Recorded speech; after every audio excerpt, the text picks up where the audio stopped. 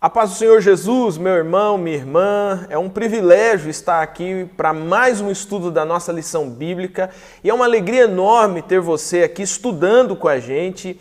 Nós queremos agradecer a todos os estudantes do Brasil inteiro que têm nos acompanhado, que têm estudado juntamente conosco todas as semanas, que têm mandado mensagens nas redes sociais dizendo o quanto têm aprendido com essa escola bíblica.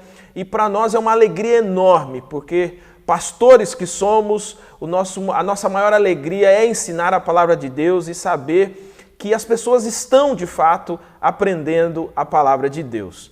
Eu queria pedir para você, nesse momento, para você compartilhar esse link com o máximo de pessoas que você tiver aí na sua agenda, os seus contatos, os seus amigos, para que o maior número de pessoas possam ter acesso a esse estudo da palavra de Deus. Nós estamos estudando essa nova série de lições bíblicas, estamos falando sobre a unidade cristã e hoje nós vamos estudar a lição de número 6. E eu queria apresentar para você o nosso convidado de hoje, que é o pastor Eleilton, que será aqui o comentarista dessa lição de número 6, que tem como título falar um pouquinho a respeito dos conflitos, que surgem dentro da comunidade cristã. Pastor Eleilton, seja bem-vindo ao nosso estudo, seja bem-vindo aqui mais uma vez. Já estávamos com saudade, Sexta lição sem a sua presença aqui. Você pode cumprimentar os nossos irmãos e nós vamos para o nosso estudo. Amém, pastor Samuel, uma alegria estar contigo. Graça e paz para todos os irmãos e irmãs, para todos aqueles que acompanham esse estudo da lição bíblica. Para mim é uma alegria também voltar aqui para estar junto com vocês, compartilhando da palavra de Deus e estudando nos temas das lições bíblicas. Amém, amém. Pastor Eleilton, para a gente iniciar aqui, essa lição de número 6, Ameaças em Foco, ela traz como texto base o texto de Romanos, capítulo 16, versículo 17.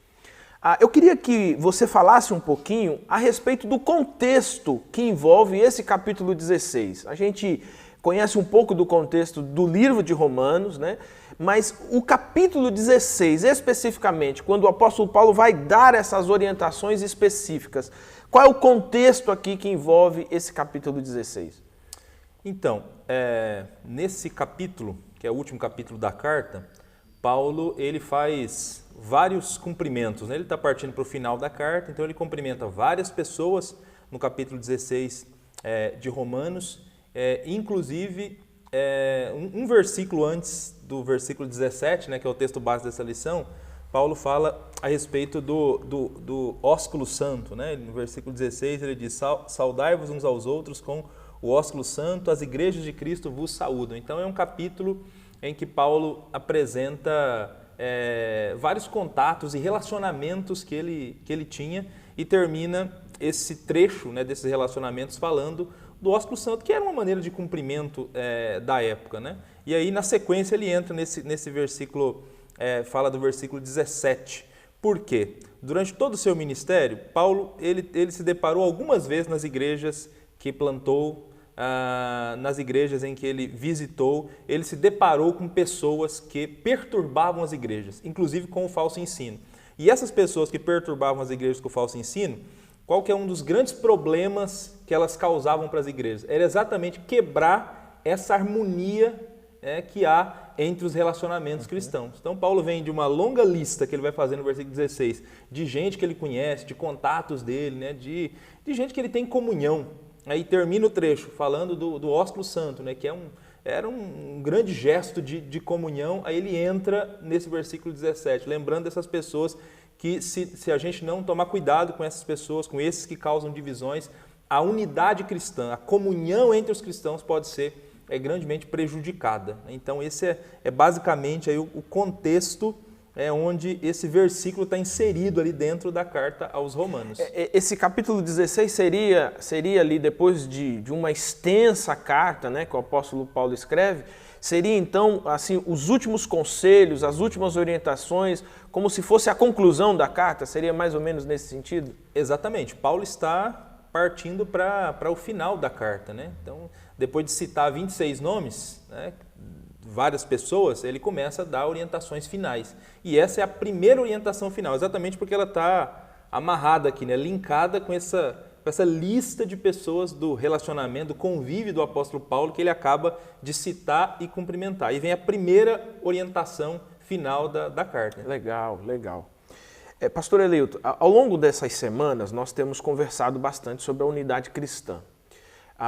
Os textos bíblicos são vastos os textos que falam sobre a unidade cristã e essa insistência da Bíblia em falar de unidade, em falar em manter a unidade, em sustentar a unidade, em lutar pela unidade, também é uma demonstração de que a unidade é difícil, é uma tarefa difícil? Com toda certeza. Inclusive, já houve aqui algumas lições em que foi falado a respeito do texto de Efésios, capítulo 4, né, que sim. apresenta lá algumas marcas distintivas Sim. da unidade cristã. E naquele texto, Paulo fala, esforcem-se diligentemente para manter a unidade do Espírito no vínculo da paz. Então, veja, se Paulo pede para se esforçar diligentemente para manter a unidade do Espírito, é porque manter a unidade é algo custoso, E por que é algo custoso? Porque nós estamos falando de seres humanos, imperfeitos, ainda não glorificados, e é um desafio, né? Uma comunidade, um monte de gente reunida, dividindo a vida, manter essa unidade que o Espírito criou, evidenciar essa unidade nos seus relacionamentos pessoais no dia a dia. Então, realmente é um esforço, é um desafio, né? Para todos nós. Essa lição que o pastor Eleito se refere é a lição de número 2, né, que tratou do capítulo 4 ali de Efésios, falando um pouquinho dessa expressão, né? Lutar, e não é uma luta qualquer, é diligente, né? Ela é Exatamente. insistente, E você, meu irmão, minha irmã, como que anda aí os relacionamentos na sua comunidade, né? Na sua comunidade local, na sua comunidade de fé? Apesar disso que nós estamos falando aqui, da dificuldade, ou seja, que nós devemos buscar de maneira intencional e firme a unidade, sabemos que há conflitos que podem acontecer. E essa lição de hoje, ela justamente vem para nos ajudar a lidar com esses conflitos, para que a unidade seja mantida, apesar de todas essas ameaças, digamos assim, que podem surgir no seio da comunidade. E não se engane, essas ameaças estão presentes aqui, como o pastor Eleito bem falou aqui na carta aos Romanos, né? Outras cartas também vão falar um pouco dessas ameaças à unidade, mas não é só dentro desse contexto de 2000 anos atrás. Hoje nós também enfrentamos, no nosso contexto, ameaças à nossa unidade. E o que precisamos fazer? É isso que o pastor Eleito está aqui para ajudar a gente a compreender. Pastor Eleito, deixa eu te perguntar o seguinte: quais as consequências de divisões e partidarismo na igreja, né? E aí depois eu vou perguntar para você como que a gente pode lidar com isso. Então vamos para a primeira parte. Quais as consequências de partidarismo e de divisões no seio da igreja dentro de uma comunidade local? Bom, divisões e partidarismos trazem inúmeros machucados, inúmeras feridas dentro do corpo de Cristo. Então, todos os cristãos que fazem parte da Igreja de Cristo, eles possuem um vínculo espiritual que é criado pelo Espírito, né? E quando nós encontramos pessoas dentro da Igreja de Cristo, que no caso de Paulo aqui, voltando ao nosso texto base, né? Paulo falando de gente que está desvirtuando a doutrina. Então, geralmente, quando aparece alguém que recebeu uma nova iluminação da parte de Deus, né? Tem uma nova interpretação sobre algum tema e faz com que um grupo da igreja abrace aquela nova interpretação, né? E causa divisões, isso e acaba rachando, né, o corpo de Cristo, isso traz feridas terríveis, machucados terríveis na igreja de Cristo, né? Problemas dentro da comunidade, às vezes até atinge famílias, né? De repente você tem um lado de uma família que acredita em X, aí o outro lado da família acreditou nessa nova interpretação, aí você de repente começa um conflito familiar, né, por conta de um racha no corpo de Cristo. Muito comum, inclusive, né? Muito comum, por conta de doutrina. Partidarismos também. A mesma coisa pode começar a gerar competição, né, no meio da igreja. Paulo, quando escreveu para a igreja de Corinto, a igreja de Corinto era uma igreja que tinha partidos, né? Então, havia o pessoal do partido do Apolo, né, que é o pessoal que gostava da boa pregação, da retórica, né, admiravam Apolo.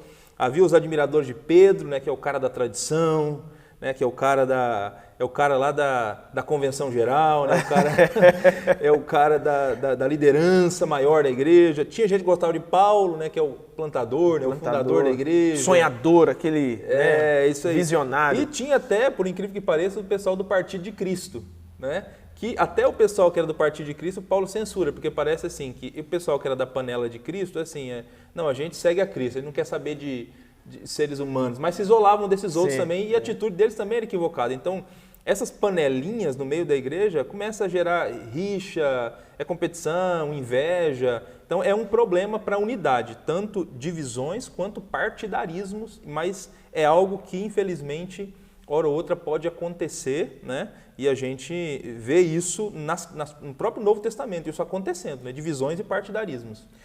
Pastor, você falando aí desse panorama, né, de 1 Coríntios, fica muito claro, né, muito evidente, né? Eu estou me lembrando aqui, eu acho que eu pastoreei até o momento, acho que 4 igrejas, né? Eu nunca assumi uma igreja que não tivesse algum tipo de divisão. E às vezes não é uma divisão que está acontecendo ali, né? Às vezes você vai visitar uma pessoa que está há 20 anos que não frequenta a igreja e a pessoa está lembrando de um episódio de 20 anos atrás, né?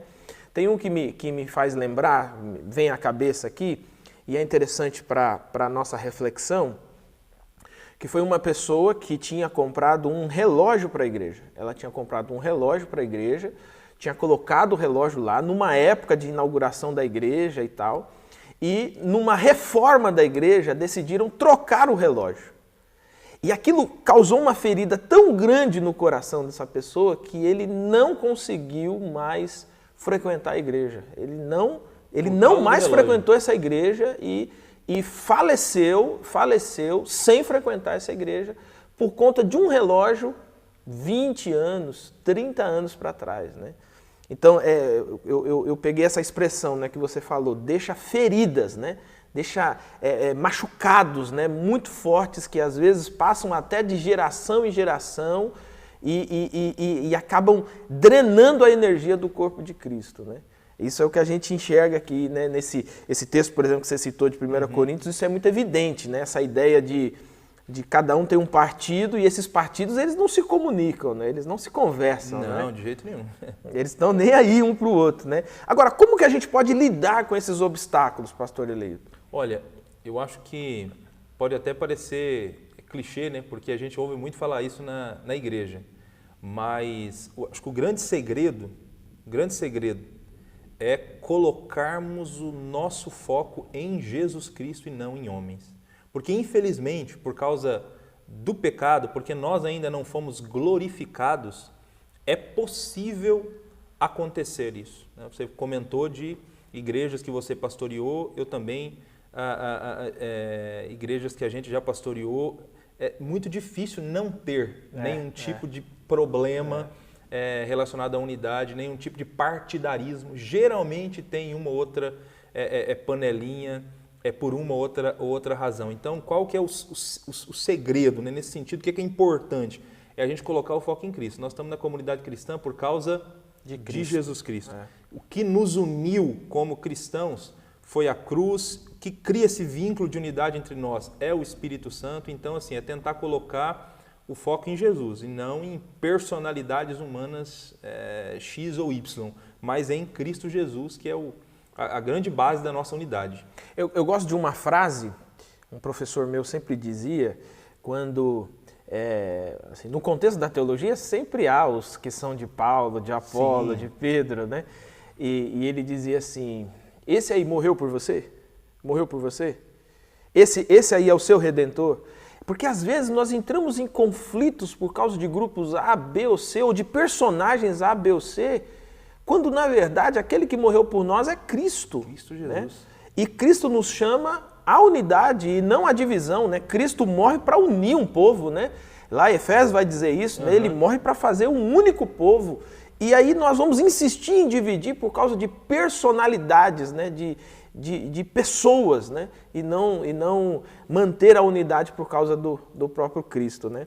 Agora, um outro detalhe aqui, você até começou a falar aí um pouquinho sobre alguns partidarismos ou algumas divisões que surgem por causa de concepções equivocadas em relação à palavra, né? Aí eu queria dividir aqui em duas partes também, né?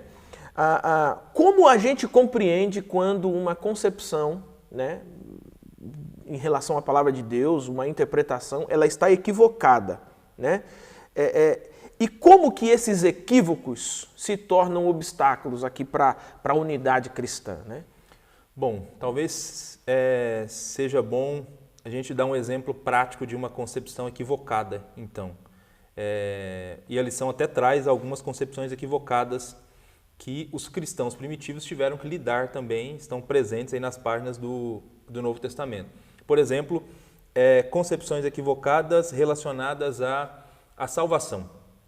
Então, houve certo momento na história da igreja, né, lá no primeiro século, de gente defendendo que a salvação poderia ser conseguida por meio das obras, por meio daquilo que a pessoa fazia. Ou então até dizendo que não, a salvação é por conta por causa de Jesus, mas além de Jesus a gente precisa de mais alguma outra coisa.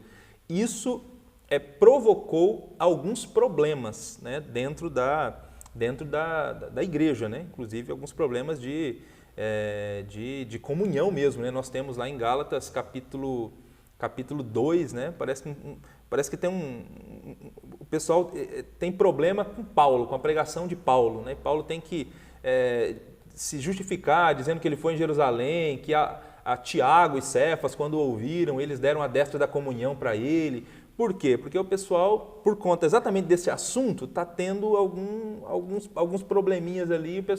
Algumas pessoas estão até com dificuldade de ouvir Paulo. Sim, sim. Eu acho curioso isso, porque esse é um tema terrível mesmo, né? Porque Paulo, depois de 3 viagens missionárias, quando ele volta para Jerusalém, e ele vai falar com a liderança da igreja fala para ele, cara, eu acho que é melhor você ir até o templo, né, cumpre um voto lá. Faz alguma coisa, né, de judeu, porque assim, estão falando por aí que você está dizendo que a lei acabou e, enfim, o pessoal está com concepção equivocada a respeito de você. Então, veja, é um problema relacionado a uma ideia, né, ligada à doutrina da salvação, mas que está trazendo desgaste, que está fazendo o pessoal um olhar torto para o outro. Então, isso é um problema, né, que encontrou na igreja aqui. E esses problemas de concepções equivocadas relacionados à doutrina, relacionadas à raça, isso é uma ameaça à unidade cristã, né, de alguma maneira, né? Isso é visto aqui na Escritura Sagrada. E ao longo da história também, por várias vezes, concepções equivocadas foram motivos de embates, motivos de briga, motivos de racha, né, em igrejas por conta disso.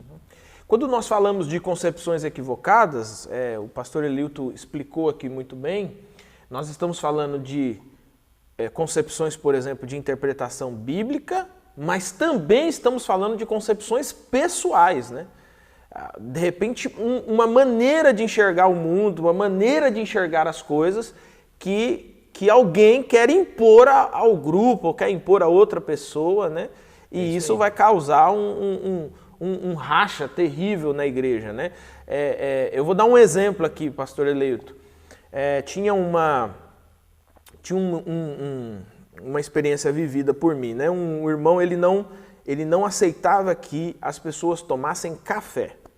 Ele dava uma explicação, era uma explicação assim, para ele uma explicação plausível de que não deveria se tomar café. Então ele tinha lá, tomava um outro negócio lá, mas ele dizia que não podia tomar café, que fazia mal por isso, por aquilo e tal. Ele dava um estudo lá, né? Mas qual era o grande problema? É que quando as pessoas diziam assim, não, eu gosto de café, eu vou tomar café, ele ficava muito irado, a ponto assim de, numa conversa, ele solicitar que nós reuníssemos ali para decidir que não deveria mais tomar café, né? Essa é um exemplo, né, de concepção pessoal. Eu cheguei a uma conclusão de que não devo fazer determinada coisa, não tem a ver com a Bíblia, não tem a ver com a doutrina, não tem a ver com nada disso, é apenas uma ideia que eu tenho na minha cabeça, mas a minha dificuldade é não conseguir aceitar que as pessoas talvez não tenham essa mesma ideia que eu, né? E aí, por conta disso, você tem que lidar ali com esse conflito que nem sempre são simples, né, de serem resolvidos, né? E aí acho que uma outra questão que você colocou é como que a gente identifica concepções equivocadas, né? Como essa e como outras que podem surgir, né? O que dá forma para a maneira de enxergar o mundo de nós cristãos, né? Dos cristãos, né? O que dá forma para a nossa cosmovisão é aquilo que a Escritura Sagrada diz. Então, todo tipo de concepção, todo tipo de ideia que alguém tem em relação à vida ou em relação a qualquer questão, ela precisa ser justificada à luz da Escritura. Porque nós professamos que a Bíblia é a nossa única regra de fé e de conduta. Então, se determinada concepção não pode ser justificada à luz da Escritura Sagrada, então a pessoa pode gostar, pode achar que é legal, né? que é da hora, mas não dá para impor aos outros, impor ao grupo, se não é uma concepção que tem base na Escritura Sagrada, base bíblica. Né? Em outras palavras, né, se você não estuda a sua Bíblia, se você não lê a sua Bíblia, será muito fácil você ser enganado e será muito fácil você entrar em conflitos, entrar em divisões na igreja, porque você não está lendo nem estudando a sua Bíblia. É isso, né, pastor Leandro? Quem não estuda a Bíblia é mais fácil ser enganado, né? Com toda certeza, com toda certeza. Se você não tem conhecimento bíblico, como é que você vai poder fazer o que Paulo falou lá, para pegar todo o pensamento e levar cativo a Cristo, né? Então, assim, você precisa ter conhecimento bíblico mínimo. Ter base bíblica mínima para ouvir determinada concepção, você conseguir passar pelo filtro da Escritura. Agora, se não tem base nenhuma, essa Escritura não internalizou ainda, porque a gente não aprende por osmose, né? Tem que se ler, dedicar tem que estudar, àquilo, né? Se dedicar, é isso aí. E tem uma máxima na bibliologia, né? Pelo menos na bibliologia ortodoxa, né? Que é aquela que crê que a Bíblia é a palavra de Deus, que é a Bíblia explica a Bíblia. É isso aí. Então, a explicação para a Bíblia está na Bíblia, né? Não adianta você comprar um livro de biologia para entender a Bíblia, né? Ou comprar um livro de matemática para entender a Bíblia. A Bíblia explica a Bíblia. E naquilo que concerne a salvação, naquilo que concerne ao plano redentor de Deus, a Bíblia dá todas as respostas nesse plano humano nosso aqui, porque há respostas na Bíblia que pertencem só ao eterno Deus e não nos foi dado conhecer esses mistérios, né? Bom, mas vamos adiante aqui. Pastor Eleilton, já vimos então que dentro de uma comunidade é inevitável que aconteça brigas, divisões, etc. Então, nós não estamos lidando com algo que não vai acontecer, nós estamos lidando com algo que vai acontecer, que é possível acontecer, mas que a Escritura Sagrada está nos dando um caminho, uma ferramenta de como lidar com essas brigas, com esses litígios, principalmente brigas e litígios entre irmãos, né? A gente tem, por exemplo, lá em 1 Coríntios capítulo 6, há uma confusão ali, alguém ficou devendo alguém, uma confusão ali, e o apóstolo Paulo dá toda uma orientação ali para que a igreja seja preservada e a situação seja resolvida, mas a igreja e a unidade da igreja seja preservada. Como que nós podemos enfrentar, pastor Eleilton, esse tipo de litígio, esse tipo de conflito ou briga entre irmãos dentro da comunidade em prol da unidade? Aí eu completaria perguntando o seguinte, o perdão pode ser um caminho possível para isso? Eu acho que o perdão é o caminho, né? De acordo com a Escritura Sagrada, o perdão é o caminho. Assim, como você bem pontuou, é muito difícil não haver pessoas dentro da comunidade cristã que nos magoem, durante a nossa caminhada, durante a nossa jornada na vida cristã, nós vamos encontrar alguém que vai fazer alguma coisa, vai dizer alguma palavra que não é do nosso agrado. Então, como que a gente resolve isso? Na igreja de Corinto, estavam resolvendo processando-se uns aos outros nos tribunais da cidade. Então, os problemas da igreja saíram da igreja e foram para os tribunais da cidade, para juízes iníquos julgarem causas e problemas da comunidade cristã. Então, assim, isso é um negócio terrível, né? Que não dá para conceber uma coisa dessa. Então, qual é o caminho para resolver problemas de conflitos que vão surgir?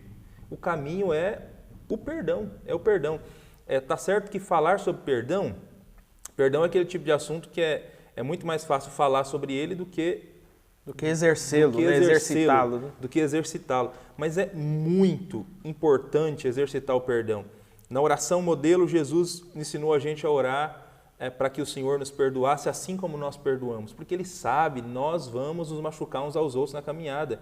Então a gente precisa exercer perdão. E aí depois que Ele termina a oração, modelo, Ele vai dizer, né, quando já diz o amém ali da oração, aí tem mais um versículo, parece que Ele quer reforçar isso, né? Se vocês não perdoarem as ofensas uns dos outros, também o vosso Pai Celestial não perdoará as vossas ofensas. Porque Jesus sabe que a pessoa que não consegue liberar perdão, ela sente dificuldade, inclusive, de receber o perdão, o perdão de Deus, né? Eu gosto muito, quando fala sobre perdão, daquela parábola que Jesus contou de alguém que devia uma quantia impagável, né, para um governante, e o governante perdoou a dívida. E aí ele saiu e encontrou, essa pessoa que foi perdoada saiu e encontrou um credor que lhe devia um valor pagável. Absolutamente pagável, um valor muito mais baixo do que... infinitamente menor do que aquele que ele recebeu o perdão. Mas ele não quis saber de perdoar o seu credor, desde que ele agarrou a pessoa pelo pescoço e paga o que você me deve, paga o que você me deve. Então, aqui está um exemplo, né? O ensino da parábola, inclusive, era um ensino sobre perdão, né? Jesus quis mostrar que a nossa dívida com Deus era imensa e Deus nos perdoou. E então, o que é o nosso pecado e a dívida que a gente tinha para Deus diante das nossas ofensas e dos problemas que nós temos uns com os outros. Então o desafio é perdoar. Por quê? Imagine a tensão que é agarrar alguém pelo pescoço e dizer paga o que me deve, paga o que me deve. Não sofre só quem não consegue... Não perdoa. Quem não perdoa, né? Todo mundo sofre ali, né? A pessoa que não consegue liberar perdão, né? Não sofre só quem machuca, né? Mas a pessoa que não consegue perdoar, ele fica cozinhando aquilo dentro dele, cozinhando, né? E ele é prisioneiro da mágoa. Da mágoa. Prisioneiro da mágoa, prisioneiro da amargura, do rancor, do ressentimento. E pensa eu ouvi uma explicação uma vez de alguém dizer assim: quando eu não consigo perdoar uma pessoa, eu tenho que conviver com aquela pessoa o dia todo. Então, você vai almoçar, a pessoa tá ali com você, que você não consegue perdoar, tá aqui, tem uma amargura guardada dentro de você. Eu vou dormir com a pessoa mesmo sem querer, porque tá ali aquele rancor, aquela amargura, aquele ódio. A pessoa estraga a festa, estraga a viagem, estraga o almoço, estraga a janta, e às vezes a pessoa nem sabe disso, né? E a pessoa nem sabe disso, exatamente. Então, perdoar é o desafio do Evangelho, perdoar é o caminho para a gente conseguir resolver esses problemas da unidade no corpo de Cristo. Você falou um negócio interessante, essa ideia de quem não perdoa geralmente tem dificuldade de também se sentir perdoado, né? Eu sempre ando com essas duas afirmações juntas, né? Ou quando eu prego sobre isso, ou quando eu estou falando com alguém, eu sempre digo, olha, você precisa perdoar, mas você também precisa se saber perdoado. Não é se sentir, é se saber. Eu sei que eu sou perdoado, eu sei que eu estou perdoado. E aí a gente vai perceber que, como você bem disse, né? A gente fala bastante de perdão, mas exercer perdão é difícil, né? Não é que é difícil, eu não quero mesmo, né? Porque ele é totalmente possível, né? A Bíblia chama de, aqui, eu sofrer o dano, né? Eu vou sofrer o dano disso, né? Mas hoje nós vivemos numa sociedade que é exatamente o oposto do sofrer o dano, né? Ela sempre pensa na medida do seguinte, por exemplo, pisou no meu calo, né? Um ditado popular, né? Que você deve conhecer, pisou no meu calo, eu grito, né? ou alguém diz para o outro, você vai engolir esse sapo, né? E eu sempre brinco dizendo que pelo reino de Deus não é só o sapo, é o brejo. O sapo não, que ele é imundo, né? Então a gente não engole, mas o brejo, né? Uhum. Mas no sentido figurado de dizer o seguinte, às vezes, e aquela exemplificação de Jesus de 70 vezes 7, e às vezes eu vejo gente fazendo cálculo, né? Quanto dá 70 vezes 7 para ver aqui se eu... E Jesus está dando uma fórmula exagerada para dizer, vocês têm que perdoar, porque o perdão de Deus para o ser humano também é um perdão ilimitado, né? Então, o judeu acreditava que ele perdoava 7, né? 7 vezes perdoado, eu estou assim no topo, eu sou um cara muito bom, né? Muito bom. Mas aí Jesus fala, não, é 70 vezes 7, né? Ou seja, está muito mais profundo isso. Eu queria gastar um pouquinho mais de tempo aqui nessa questão do perdão, né? Porque, às vezes, essa ausência de perdoar, e eu costumo dizer que o perdão, na verdade, ele é um deixar ir, né? Usando um contraponto dessa ideia de você traz a pessoa para dentro de você e você fica com essa pessoa ali. A pessoa está vivendo a vida dela. Em alguns casos a pessoa já até morreu.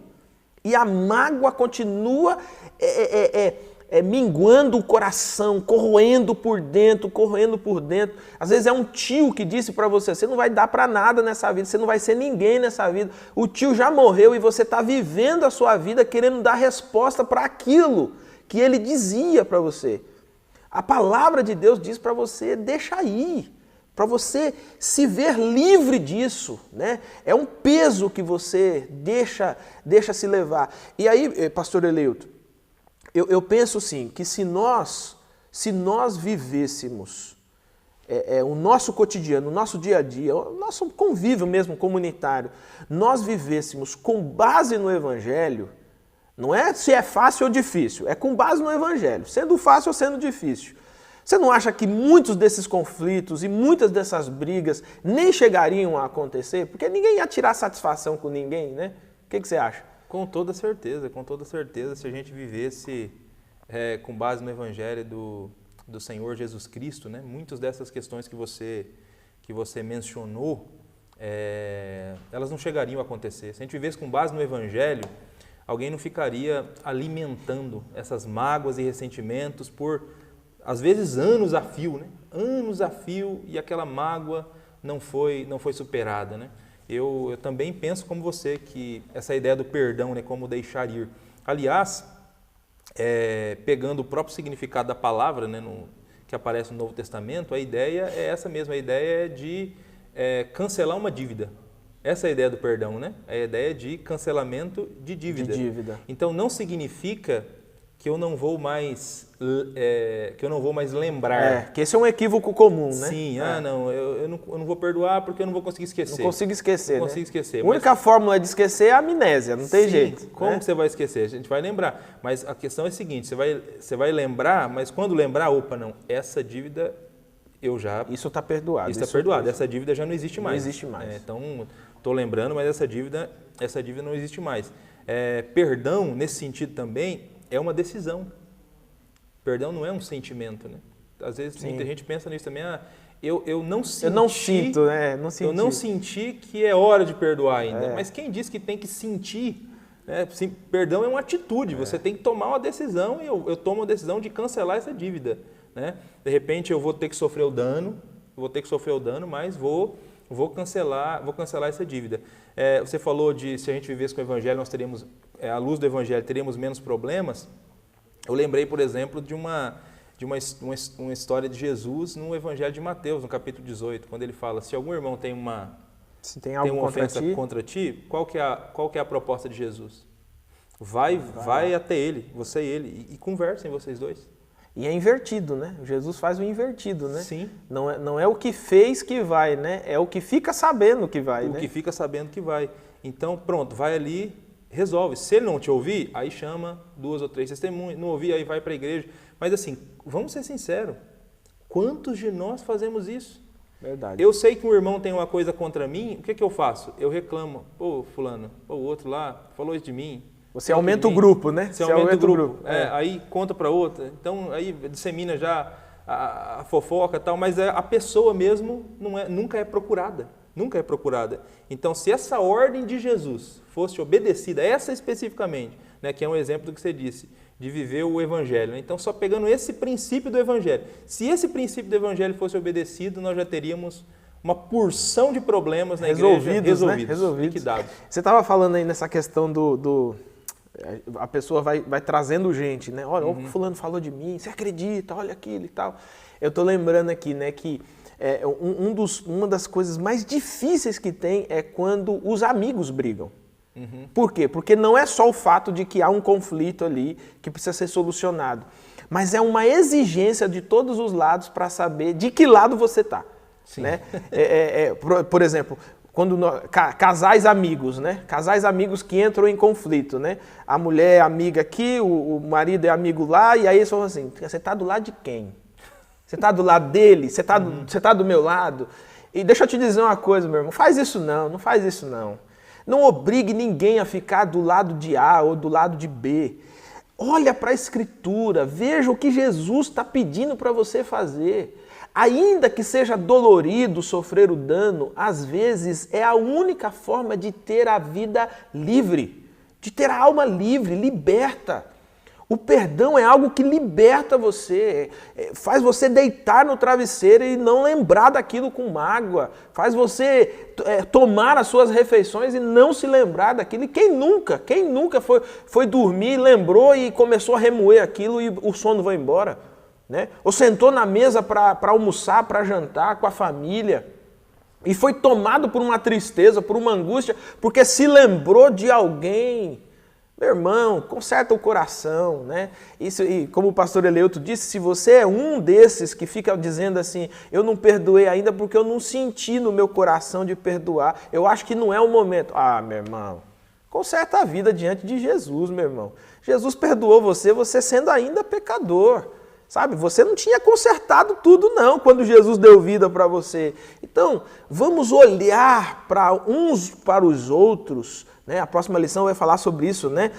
O mandamento da mutualidade, mas vamos olhar uns para os outros com mais compaixão, com mais amor, com mais preservação. Preserva a família, preserva a igreja, preserva os filhos, né? Pais que brigam, pastor Eleuto, os filhos pequenos, os filhos brigaram, e aí os pais brigam. Aí os meninos fazem as pazes, estão jogando videogame junto, estão andando junto, estão falando da vida junto, e os pais ainda estão bicados ainda. Isso não é caminhada de quem é servo de Jesus Cristo. Quem é servo de Jesus Cristo faz isso aqui que o pastor Eleuto acabou de explicar para a gente. Zera a dívida. Né? Rompe com a dívida, acaba com a dívida e segue a vida, meu irmão, porque nós só vamos ser perfeitos mesmo lá na eternidade, mas aqui tem muita atitude boa que a gente pode ter. Dorme com a dívida liquidada, né? Não deixa o sol se pôr sem resolver as pendências. É isso aí. Pastor Eleuto, vamos continuar aqui o nosso estudo. Nosso estudo hoje está animado, assim, não sei nem quanto tempo já que nós estamos aqui, mas vamos lá.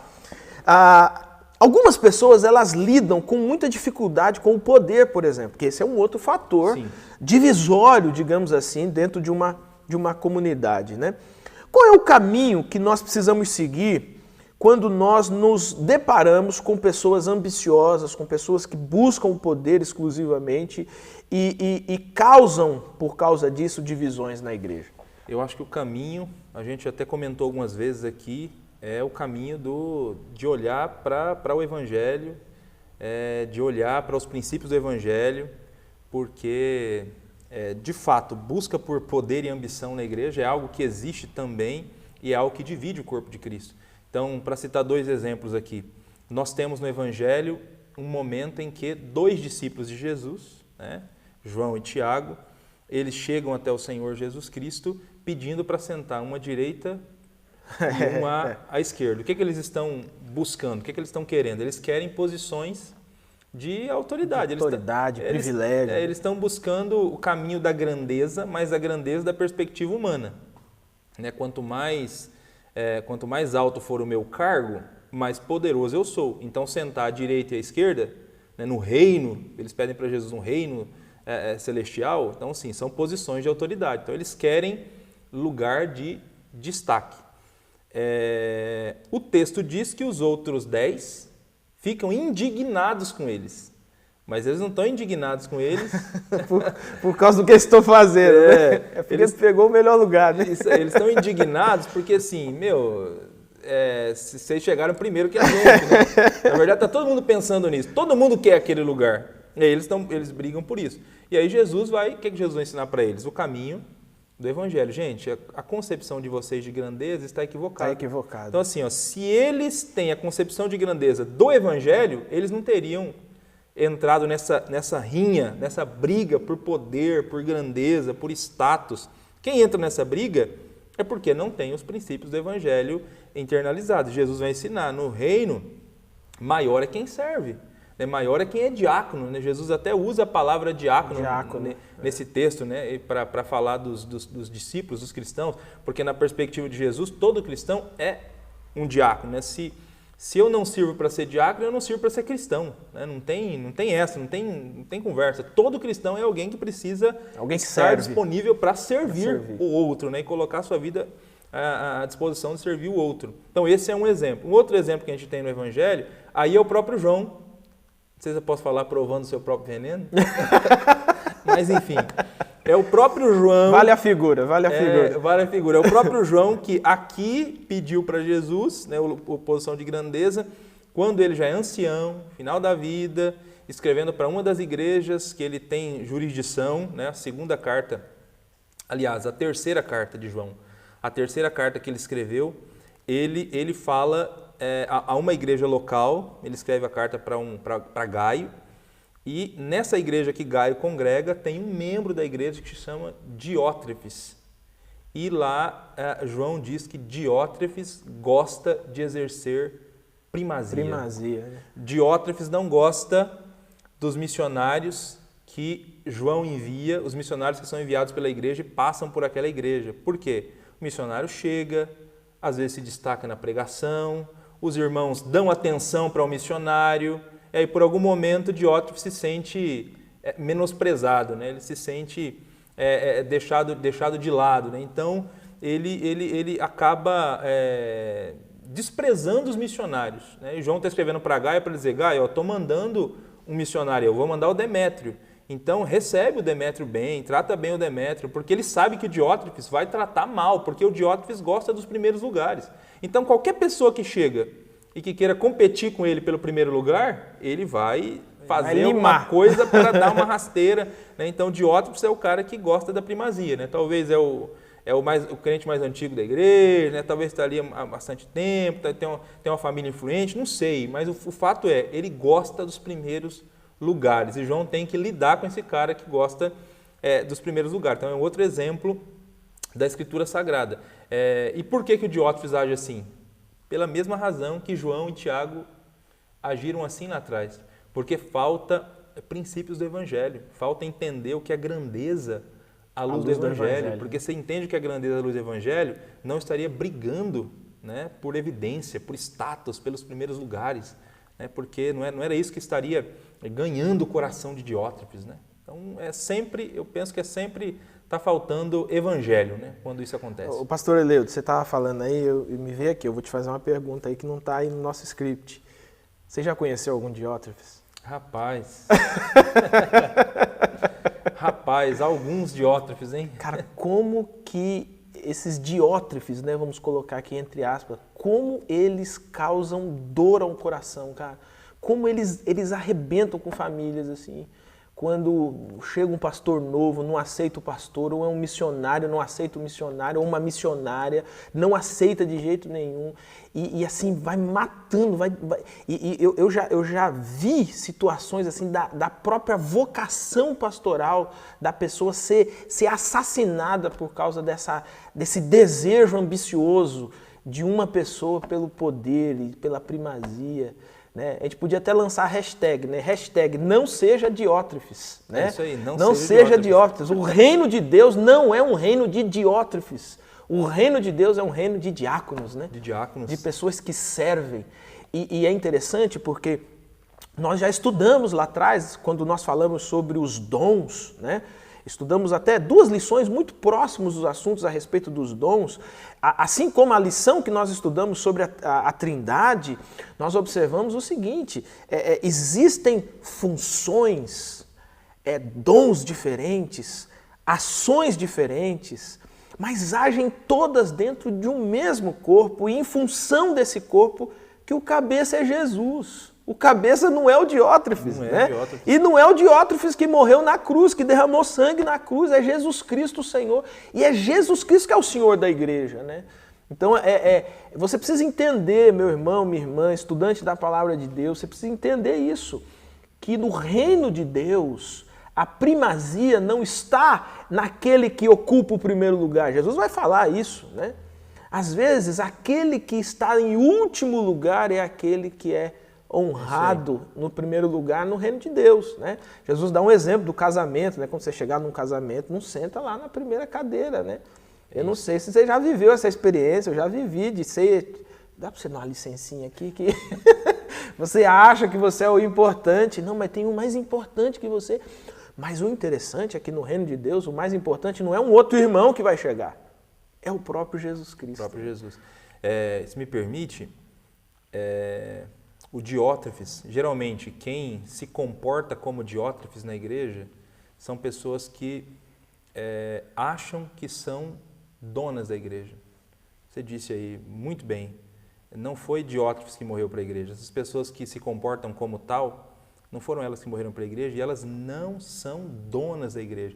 Então, assim, muito cuidado se você age como se fosse dono da igreja, como se você fosse o proprietário da comunidade cristã que você congrega. Muito cuidado, porque a igreja já tem um dono. Já tem um dono. O dono dela é Jesus. Jesus morreu por ela.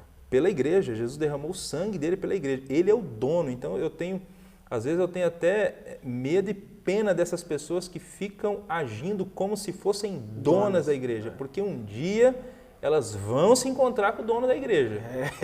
Meu irmão. Um dia elas vão estar frente a frente com o dono da igreja. Isso me faz eu me lembrar, pastor Eleilton, da parábola do dono da vinha, né? Quando Jesus conta aquela história do dono da vinha, né? Uhum. A vinha é arrendada, né? Mas eles se sentem o dono. Então, nós somos os donos. E aí, quando o dono da vinha manda o seu representante, eles surram ele. Eles matam ele. Manda o filho, eles matam o filho. E quando eles matam o filho, né, o texto vai dizer assim, é como se eles fizessem uma festa. Oba, agora a vinha é nossa. E aí Jesus fala assim, você acha mesmo que o dono da vinha não vai arregimentar um exército e não vai lá e vai arrancar essas pessoas desses lugares que elas acham que são donas e vai arrendar, colocar outras pessoas? Eu acho que esse texto vale, né? E é um texto profundo, né? Sim, profundo. Esse texto é tão profundo no Evangelho de João que a sequência da narrativa vai dizer assim, os fariseus, os saduceus, assim, eles sabiam que Jesus estava falando deles. E aí o texto vai dizer assim, daquele momento em diante, passaram a tramar como eles matariam Jesus. Olha que coisa. Jesus acabou de prever, olha, o filho vem para reivindicar a vinha e eles vão matar o filho, né? E é exatamente isso que essas pessoas que agem como Diótrefes vão fazer na sequência. Sim. Eles querem matar Jesus para que continuem achando, vamos colocar assim, né? Ou se sentindo os donos da vinha, né? Então a igreja não tem dono. O dono da igreja é o nosso Senhor e Salvador Jesus Cristo. E Jesus é tão generoso que ele é o dono da igreja, mas concedeu a igreja para homens, mulheres, falhos, né? Mas concedeu para que eles não só lutassem por essa igreja, mas para que eles desenvolvessem os seus dons, os seus talentos, os seus serviços para que essa igreja fosse edificada, né? É isso aí. Pastor Eleilton, para a gente caminhar aqui para o nosso fim, nesses últimos tempos, um dos assuntos que tem surgido é a respeito tem a ver com a discriminação. A gente sabe que discriminação também é um fator determinante de divisões, né? Se isso acontece no mundo inteiro, então você imagina dentro da igreja de Jesus Cristo, nesse plano onde há pessoas que ainda não estão glorificadas, né? Digamos assim. Então, a discriminação ela é real, a discriminação existe, Mas, pastor Eleito, qual é a resposta bíblica? E aqui eu vou separar os grupos aqui. A resposta bíblica para quem discrimina, para quem insiste em ser um discriminador, mas também a resposta bíblica para aquele que sofre a discriminação, uma vez que essa comunidade precisa ter a sua unidade preservada. Bom, para quem faz a discriminação, né? Para quem discrimina, a resposta bíblica para essa pessoa é: não faça isso, não faça isso. Esse não é o caminho do Evangelho de Jesus Cristo. Tiago, no capítulo 2 da carta dele, ele escreve para os cristãos, para que os cristãos não façam acepção de pessoas. Estava acontecendo a acepção de pessoas na igreja. E lá a acepção de pessoas era por conta da classe social. Então Tiago está escrevendo para judeus que acham que são exímios guardadores da lei, que não tem problema com tomar o nome de Deus em vão, não tem problema com o sábado, mas eles têm problemas no que diz respeito aos relacionamentos interpessoais. Eles têm problemas com a segunda tábua da lei. E é exatamente essa tábua que é citada em Tiago capítulo 2. Por quê? Por que eles têm problema com a segunda tábua da lei? A resposta lá de Tiago 2 é porque eles fazem acepção de pessoas. E lá a acepção é por conta da discriminação social. Então, qualquer tipo de acepção que a gente faz, por raça, por cor, por classe social, por etnia, por sexo, qualquer tipo de acepção que a gente faz, nós estamos quebrando a lei de Deus. É uma quebra da segunda tábua da lei de Deus. Lá o foco é esse. Inclusive lá tem um texto que a gente cita bastante, que a gente gosta de citar, né? Que é aquele que guarda todos os mandamentos, mas tropeça num só ponto, é culpado de todos. De todos. Ei, você que gosta de citar esse texto, dê uma olhada lá em Tiago 2. O problema lá de Tiago 2 não é com a primeira parte da tábua. Geralmente, quando a gente cita esse texto, a gente está pensando no sábado. Na primeira parte, no sábado. Nós estamos pensando no quarto mandamento. Olha lá Tiago 2. Tiago 2 está falando da segunda tábua, está falando dos relacionamentos interpessoais. Não adianta nada a gente ser exímio guardador do sábado, obedecer os outros mandamentos, nós temos problemas nas nossas relações interpessoais. Se a gente é alguém que discrimina o outro por conta da posição, discrimina o outro por qualquer razão. Então, não discrimine, isso está contra aquilo que o Evangelho de Jesus ensina para a gente. E para as pessoas que são discriminadas, a mensagem do Evangelho é que todos são um em Cristo Jesus. Todos são um em Cristo Jesus. Gálatas capítulo 3 fala: não há judeu, nem grego, nem escravo, nem livre, nem homem, nem mulher, todos são um em Cristo Jesus. Então, a cruz de Cristo nos nivela. Amém. Em Cristo Jesus nós somos nivelados, em Cristo Jesus nós somos um. Todos os seres humanos foram criados à imagem e semelhança de Deus. O pecado desfigurou isso, o pecado acabou fazendo com que a gente começasse a enxergar o outro com preconceitos, enxergar o outro como coisa, mas a redenção em Cristo, ela vem exatamente para mudar a nossa visão até em relação ao outro, enxergar o outro como gente criada à imagem e semelhança de Deus, um em Cristo Jesus, um em Cristo Jesus. Eu sempre costumo dizer assim, que o pecado nos iguala para a condenação e a cruz nos iguala para a salvação, né? É isso aí. Tanto de um lado quanto do outro, ninguém é melhor do que ninguém, ou pior, ou inferior a ninguém, né? Nós somos exatamente os mesmos, aqui para condenação, aqui para salvação.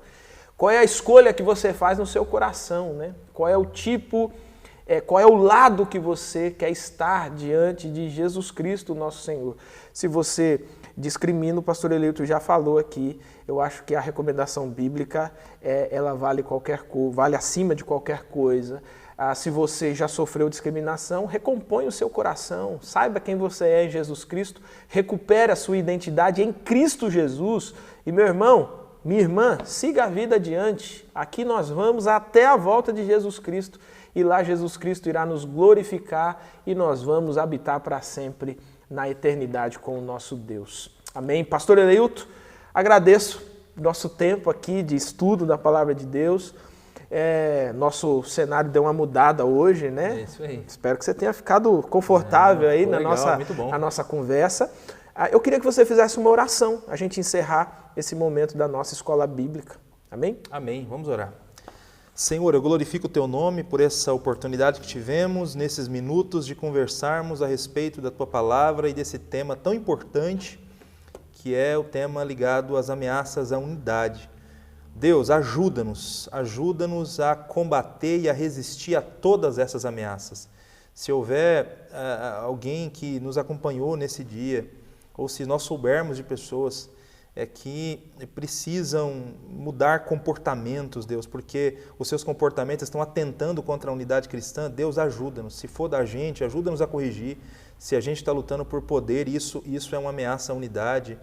Se a gente tem ambições egoístas no nosso coração, se nós temos concepções equivocadas com potencial de dividir a tua igreja, meu Deus, em nome de Cristo Jesus, ajuda-nos a caminhar e a trilhar o caminho do Evangelho de Jesus Cristo. Ajuda-nos também, meu Deus, e eu quero orar nesse sentido.